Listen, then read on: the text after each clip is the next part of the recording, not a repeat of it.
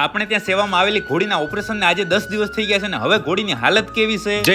જય માતાજી મિત્રો, આજે સવારે પાંજરાપોર પહોંચી સીધા આવી ગયા ઘોડી પાસે એનું ડ્રેસિંગ કરવા માટે. ઘોડીનું ડ્રેસિંગ કરતા પહેલા ઘોડીના પગ આપણે બરાબર આપણી સેફટી માટે બાંધવા પડે, તો એ કામ કર્યું આપણી ટીમે. પગ બાંધવાનું કામ ઓકે રિપોર્ટ કરી ઇન્ફેક્શન વાળો ભાગ બરાબર સાફ કરીને લગાવી દીધી એની ઉપર દવા. જેવું ડ્રેસિંગનું કામ પૂરું થયું એટલે ફરી આપણી ટીમે ઘોડીના પગ ખોલી નાખ્યા, કારણ કે વાડાની અંદર ઘોડી હરી ફરી શકે. ત્યારબાદ મેં ચેક કર્યો આ આંખલાને કે જેને 20-25 દિવસ પહેલા પગની અંદર પ્લાસ્ટર કર્યું હતું ને હવે એકદમ બરાબર છે. સવારના જૂના આઈસી વોર્ડનું બધું જ કામ ઓકે રિપોર્ટ કરીને હવે પડી ગઈ સાંજ ને અત્યારે મારી સાથે હતા સવા ભગત અને અમે બંને જતા હતા નવો આઈસી વોર્ડ જોવા માટે. વોર્ડની અંદર જતા પહેલા મારી નજર પડી આ ટાઇલ્સ ઉપર અને ટાઇલ્સને જોઈને મને ખબર પડી ગઈ કે વોર્ડની અંદર ઘણું બધું કામ થઈ ગયું હશે. આઈસી વોર્ડની બારે પણ ફૂલ સ્ટોકમાં રેતી હાજર હતી. વોર્ડની બારે તો ફૂલ સ્ટોક હતો જ, પણ વોર્ડની અંદર પણ એટલો ને એટલો સ્ટોક હતો. ત્યાં મારી નજર પડી વોર્ડની અંદર લગાવેલી આ નવી તકતી ઉપર દાતાઓના નામ લાગી ગયા છે અને એની સાથે આખા વોર્ડની અંદર ફરતી દિવાલે ટાઇલ્સ લાગી જ ગઈ છે. ત્યારબાદ અમે જોયું આઈસી વોર્ડનો મેડિકલ રૂમ, તો આની અંદર પણ લગભગ કામ ઓકે રિપોર્ટ જ થઈ ગયું છે. પછી આપણા કારીગર સાહેબે મને થોડું સમજાવ્યું કે આમાં કઈ રીતે બધું કામ થાય છે. આપણા વોર્ડની અંદર કામ તો જબરદસ્ત અને તાબડતોડ થાય જ છે, પણ આ ટાઇલ્સના કામના હિસાબે રેતીની અંદર બધો કચરો થઈ ગયો છે. હવે તો બીજું કઈ ના થાય, પણ એને સાફ કરાવવું પડશે. આપણા વોર્ડની અંદર હજુ પશુઓની તો એન્ટ્રી મળી નથી, પક્ષીઓની એન્ટ્રી મળી ગઈ છે, આવી ગયા છે રહેવા માટે. ફરતે દિવાલોની અંદર ટાઇલ્સનું કામ ઓકે રિપોર્ટ થઈ ગયું છે, પણ હવે અહીંયા સુધી આવશે રેતીની ભરતી. ત્યારબાદ આપણે આ એન્જિનિયર સાહેબે કામની થોડી કરી ચકાસણી, કારણ કે આ સાહેબ જ્યાં સુધી ઓકે રિપોર્ટ ના બોલે ત્યાં સુધી બધું કામ અધૂરું લાગે. આઈસી વોર્ડનું બધું કામ જોઈને હું પહોંચી ગયો ગૌશાળાના વાસોડાના વાડાની અંદર. અહીં વાસોડા માટે ખોર નાખવાનું કામ ચાલુ હતું અને આ બધા રાહ જોતા હતા ખોર ખાવાની. તો ભલે મિત્રો, હવે આજનો આ વ્લોગ પૂરો. તમે લાઈક, કમેન્ટ, શેર કરવાનું ના ભૂલતા.